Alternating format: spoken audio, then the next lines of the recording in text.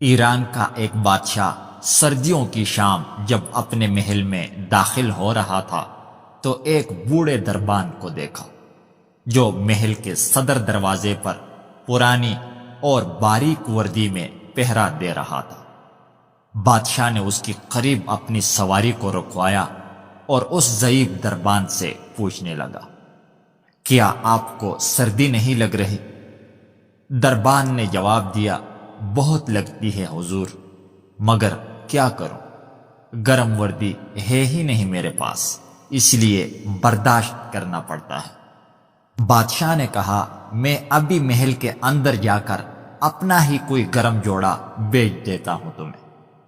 دربان نے خوش ہو کر بادشاہ کو فرشی سلام کہے اور بہت تشکر کا اظہار کیا، لیکن بادشاہ جیسے ہی گرم محل میں داخل ہوا دربان کے ساتھ کیا ہوا وعدہ بھول گیا۔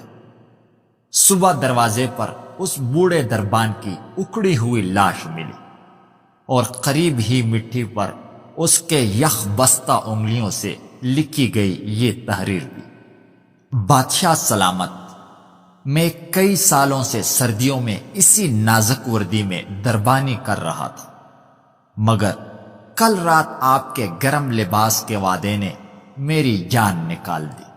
تو بھائیو، سہارے انسان کو کھوکھلا کر دیتی ہیں، اسی طرح امیدیں انسان کو کمزور کر دیتی ہیں۔